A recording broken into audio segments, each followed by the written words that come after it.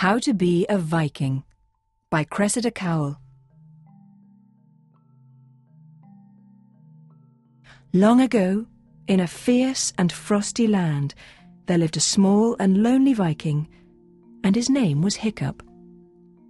Vikings were enormous, roaring burglars with bristling moustaches who sailed all over the world and took whatever they wanted. Hiccup was tiny and thoughtful and polite. The other Viking children wouldn't let him join in their rough Viking games. Hiccup was frightened of spiders. He was frightened of thunder. He was frightened of sudden loud noises. But most of all, he was frightened of going to sea for the very first time, next Tuesday. Hiccup wasn't sure he was a Viking at all. Hiccup's father was Stoik the Vast. Wherever Stoik walked, the ground trembled, flowers wilted, and bunnies fainted. He hadn't brushed his beard in 30 years. "Only girlies brush their beards," boomed Stoik the Vast. "Girlies don't have beards," Hiccup pointed out, but no one listened to him. And when Hiccup told his father he was frightened of going to sea, Stoik laughed his enormous Viking laugh until the salty tears ran down to his enormous hairy feet. "You can't be frightened, little Hiccup. Vikings don't get frightened." And he sang the Viking song. "I have blanked the 1,000 eyes of 1,000 angry gales. Watch me knock the cockles off the biggest, bluest whales. I have given walrus nightmares who thought that they were strong. I marooned a huge typhoon on an island off Hong Kong. Oh, ancient prawny greenness, the never-ending sea, mess with squirmy jellyfish, but do not mess with me." He patted Hiccup on the head and went off to do 300 press-ups before breakfast.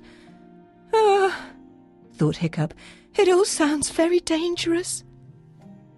So Hiccup went to see the oldest Viking of all, old Wrinkly himself, whose barnacled beard fell down to his toes. "Your saltiness," he whispered, for Hiccup had beautiful manners. "Do Vikings ever get frightened?" "Little grandson," wheezed old Wrinkly, and his breath was like being kissed by mackerel. "I've been wondering about the answer to that question myself. The sea is full of trials and terrors, but it is also full of marvels and miracles. Go to sea, and you can tell me if Vikings ever get frightened." So, at 8:45 on a breezy Tuesday, Hiccup went to sea for the very first time. At 9:30, Hiccup was wishing he hadn't eaten those 2 smallish haddock for breakfast.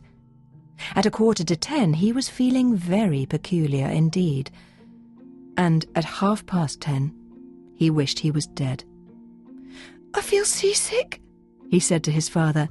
"Vikings don't get seasick," said Stoik the Vast. But this one was, all over Stoik's feet. Hiccup got sicker and sicker, and the storm got wilder and wilder.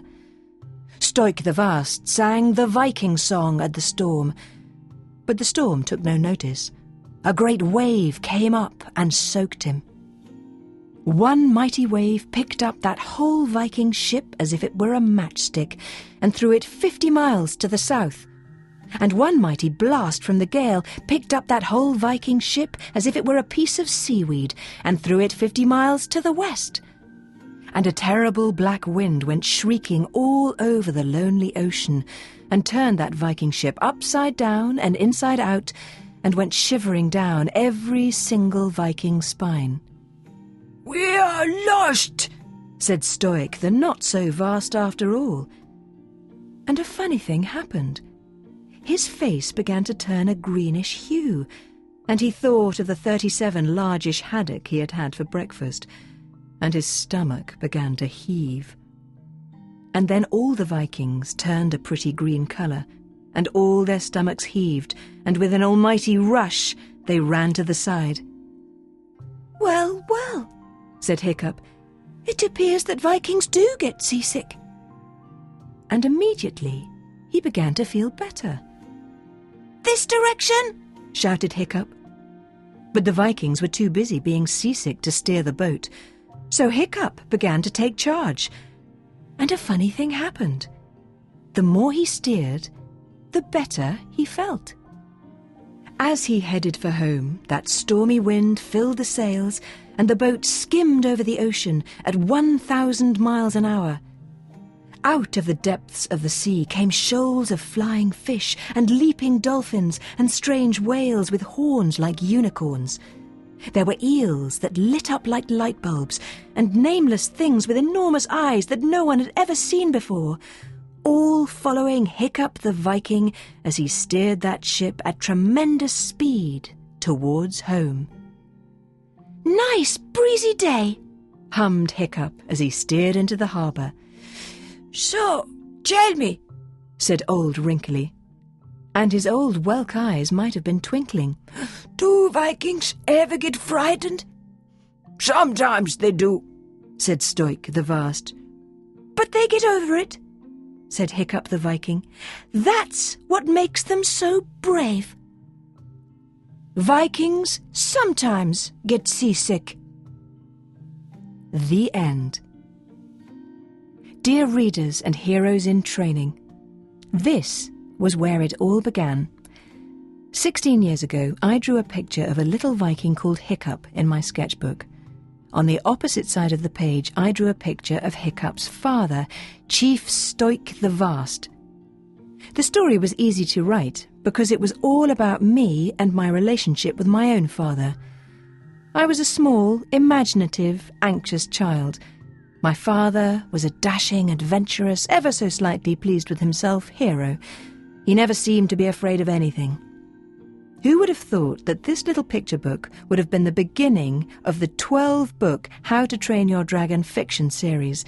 That there would be a movie made by DreamWorks, a television series, a live arena show, all based on this one little idea.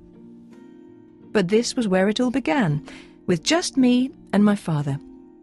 Because to a child, their father is always a hero.